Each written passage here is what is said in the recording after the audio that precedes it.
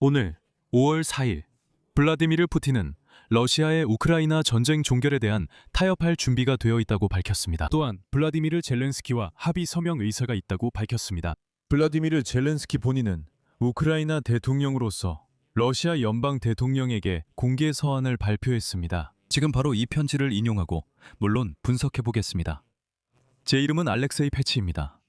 함께 이 주제를 이야기해 봅시다. 시작하기 전에 구독과 좋아요 그리고 어떤 댓글이든 남겨주시고, 오늘 블라디미르 푸틴 본인이 우크라이나에 대한 러시아의 전쟁에 관해 발표한 연설에 대한 저의 이전 영상을 시청해 주시기 바랍니다. 자, 오늘 젤렌스키가 많은 사람들을 놀라게 하는 발언을 했습니다. 오늘 우크라이나 대통령실 공식 홈페이지에 우크라이나 대통령이 러시아 연방 대통령에게 보내는 공개 서한이 올라왔습니다. 이제부터는 그 편지를 인용하겠습니다. 여러분은 각자 판단하시기 바랍니다. 우크라이나 대통령 볼로디미르 젤렌스키가 이렇게 씁니다. 블라디미르 푸틴이 26년 전 러시아 수장이었을 때 우크라이나의 많은 이들이 당신을 긍정적으로 봤습니다. 하지만 이제는 과거의 일입니다. 지금은 절대 다수의 우크라이나인들이 우리의 장거리 드론이 상트페테르부르크에서 열린 당신의 포럼 개막식에 도달한 것, 즉 1000km가 넘는 거리를 돌파한 것을 긍정적으로 받아들이고 있습니다. 잘 아시다시피 이 거리는 우리의 능력 한계가 아닙니다. 블라디미르 푸틴, 당신의 26년 집권은 우크라이나와 러시아 사이의 관계 의제를 완전히 바꿔놓았습니다. 우리 국민들은 무역량과 다른 민감 문제에 대한 논의에서 오로지 타격과 손실이라는 주제로 넘어가게 되었습니다. 블라디미르 푸틴, 당신이 러시아에서 집권한 26년 중 거의 절반을 우크라이나와의 전쟁에 보냈습니다. 당신이 나토, 지정학, 러시아어에 대해 뭐라고 말하든 이 전쟁은 당신의 개인적인 선택입니다. 실제 이유 없는 전쟁입니다. 역사는 바로 이렇게 기억할 것입니다. 이 시간은 전혀 다르게 흘렀을 수도 있습니다. 우리는 종종 전쟁이 당신 뜻에 맞는다는 말을 듣습니다. 물론 발다이에 있는 당신의 관저 안전이나 모스크바에서의 퍼레이드에 관한 경우는 예외입니다. 당신 자신의 생명은 당신에게 소중합니다. 이제 우리는 러시아인들이 더 이상 이를 받아들이지 않고 전쟁이 러시아에 부정적 영향을 준다는 점을 알게 되었습니다. 그들은 우리의 드론과 미사일을 좋아하지 않습니다. 그들은 휘발유 부족과 끊임없는 물가 상승을 싫어합니다. 그들은 계속되는 금지 조치들도 싫어합니다. 그들은 우크라이나의 다른 방향으로 전쟁을 확대하거나 러시아의 다른 이웃 국가들을 상대로 전쟁을 벌이기 위해 두 번째 동원령을 내리려는 당신들의 의도를 좋아하지 않습니다. 그들은 전쟁이 끝날 기미가 없는 걸 싫어합니다. 네, 여전히 러시아인들에게 그런 삶을 강요할 수 있습니다. 하지만 당신들의 자원은 크게 줄어들고 있습니다. 당신들은 앞으로도 러시아인들의 충성심을 사기 위해 26년 동안 해왔던 것처럼 돈과 정치적 힘이 충분하지 않을 것입니다. 우리는 세계가 이 문제에 주목하도록 최선을 다하겠습니다. 당신이 직접 말했듯이 모든 것을 계산해야 합니다. 어제 저는 5월 우크라이나 전선에서 당신네 군대의 손실에 대한 보고를 받았습니다. 이번에도 3만 명이 넘는 러시아인이 사망하거나 중상을 입었습니다. 우리는 매달 바로 이런 수치를 유지하고 있습니다. 그리고 당신의 모든 손실에 대해 우리는 영상 증거를 가지고 있습니다. 이건 근거 없는 말이 아닙니다. 우리는 당신네 전선에서의 손실 중 63%가 사망자이고 37%만이 부상자라는 것을 알고 있습니다. 21세기의 군대는 이런 비율을 감당할 수 없습니다. 앞으로 사망자의 비율은 더 높아질 것입니다. 우크라이나에서 당신네 전쟁이 가져온 모든 일들 이후로 우리가 러시아인들을 걱정하는 것은 아닙니다. 하지만 저는 우크라이나인들을 걱정합니다. 우리는 우리 사람들을 잃고 있고 희생이 생길 때마다 가슴이 아픕니다. 그리고 우크라이나군의 손실 비율이 러시아군에 비해 1대5 또는 1대6이라 하더라도 그것은 여전히 매우 큰 의미가 있습니다. 그리고 여러분이 이미 몇 달에 한 번씩 우리 지역 점령의 최종 기한을 계속 미루고 있다는 것도 중요합니다. 무엇보다도 도네츠크 지역이 그렇습니다. 여러분은 올해 이 지역을 점령하지 못할 것입니다. 우리는 끝없는 전쟁을 원하지 않으며 전쟁 없는 시기가 더 좋다는 것을 잘 압니다. 우리는 그것을 실현하고자 합니다. 저는 대부분 러시아인이 긍정적으로 답할 준비가 있다고 확신합니다. 여러분도 아실 겁니다. 많은 사람들이 우크라이나가 이렇게 오래 버틸 거라 생각하지 않았습니다. 여러분도 조언했던 이들도 마찬가지였지만 그것은 실수였습니다. 여러분은 우크라이나의 전면적인 저항을 예상하지 못했고 모든 일이 이렇게까지 진행될 것이라고 예측하지도 못했습니다. 하지만 우리는 모두 전면적 충돌이 벌어진 지 벌써 5년째를 맞고 있습니다. 전쟁에서 벗어나는 것을 두려워하지 마세요. 지금 여러분에게서 가장 필요한 것은 바로 그것입니다. 우크라이나는 예측과 달리 독립을 지켜왔으며 앞으로도 지킬 것입니다. 우리는 여러분에 맞서 우크라이나를 지키기 위해 전 세계의 많은 이들을 하나로 모았습니다. 우리는 무기와 자금을 확보했습니다. 우리는 지원을 받고 있습니다. 여러분은 제재를 받고 있습니다. 그리고 우리가 원하고 이룰 수 있는 우크라이나의 정의가 실현될 때까지 이런 상황은 계속될 것입니다. 우리는 러시아에 대한 제재가 눈에 띄게 완화되고 우크라이나에 대한 지원이 실질적으로 줄어들 것이라고 여러분을 설득하려는 사람들에게 성공을 허락하지 않을 것입니다. 우크라이나에 대한 여러분의 입장이 근본적으로 바뀌지 않는 한 그런 일은 일어나지 않을 것입니다. 빅토르 오르반의 사례는 우리를 상대로 한 전쟁에서 러시아를 돕는 길을 선택한 사람들이 어떤 수치로 끝나는지를 보여줍니다. 여러분이 우리의 에너지 시설을 파괴하려 했던 그 힘든 겨울을 우크라이나는 견뎌냈습니다.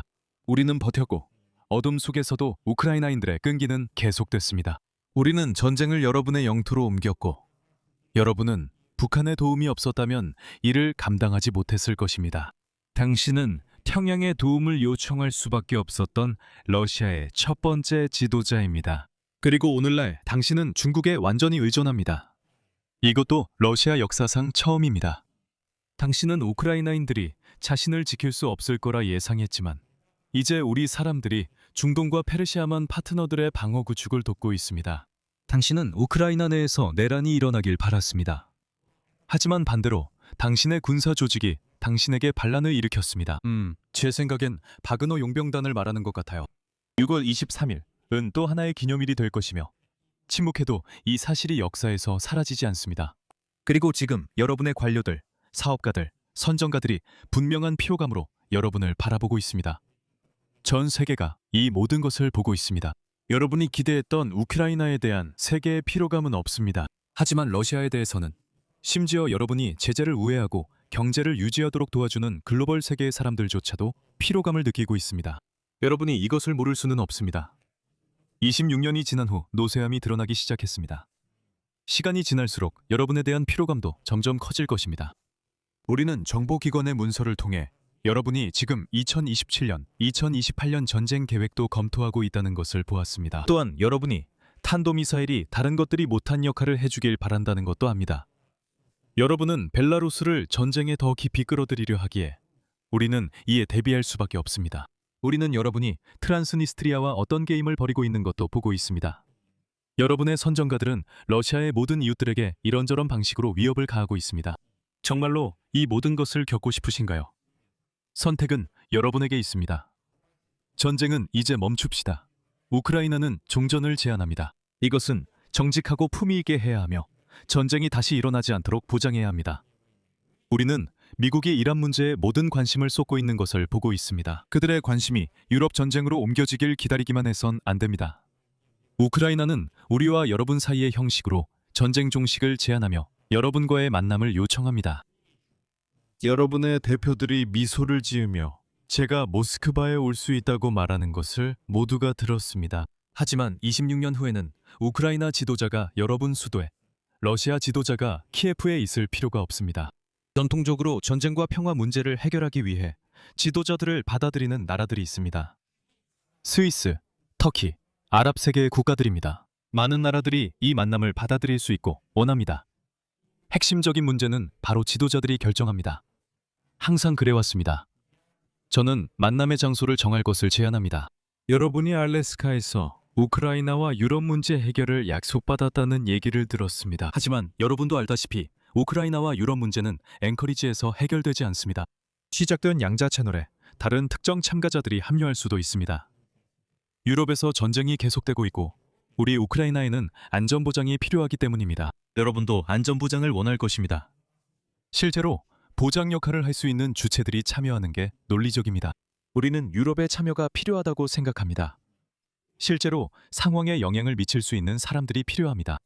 우리는 미국이 이 과정에 참여해야 한다고 생각합니다.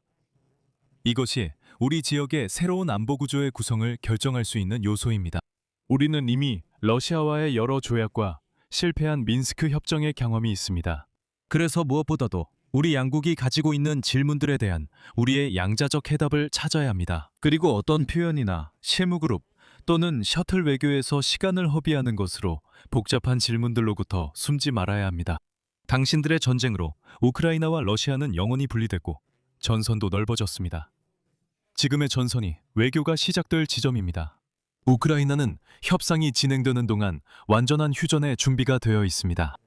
그리고 이것은 지금 이란을 둘러싼 상황에서도 확인되는 표준적인 관행입니다. 실질적인 침묵을 이루려는 시도는 서로 대화를 시작하기 위한 최고의 출발점입니다. 우리는 이것이 단순한 시도가 아닌 원하신다면 실제로 휴전을 이룰 수 있다고 생각합니다. 여러분도 아시다시피 주요 정전선에서의 휴전 감시는 미국이 보장할 수 있습니다. 우크라이나는 전원 대 전원 원칙에 따라 전쟁포로 교환을 할 준비가 되어 있습니다. 이것이 전쟁이 끝나기 전 좋은 서막이 될 수 있습니다. 전쟁 중에 강제로 이송된 민간인과 아이들을 돌려보내기 위해 진지한 조치가 필요합니다. 앞으로의 모든 우크라이나인과 러시아인 세대를 위해 미래가 어떻게 될지 결정해야 합니다. 여러분이 마음속으로 이 전쟁을 끝내야 한다는 생각에 도달하지 않는다면 우크라이나는 계속해서 자신의 존재를 위해 싸울 것입니다. 우릴 지지해줄 사람들이 있을 겁니다. 하지만 여러분도 여러분의 존재를 위해 훨씬 더 많이 싸워야 할 것입니다. 러시아가 아니라 여러분 개인의 존재를 위해서입니다. 그리고 이것은 저나 우크라이나의 위협이 아닙니다. 이것은 여러분이 잘 알고 있는 러시아 역사의 사실들입니다. 러시아가 지치면 변화가 일어납니다. 우리는 그런 피로를 유도할 수 있습니다. 당신은 당신의 전쟁을 중단할 수 있습니다. 이 전쟁으로 목숨을 잃은 모든 분들을 영원히 기억하겠습니다. 우크라이나의 영광을! 이렇게 젤렌스키가 러시아 독재자 블라디미르 푸틴에게 공개 서한을 썼습니다.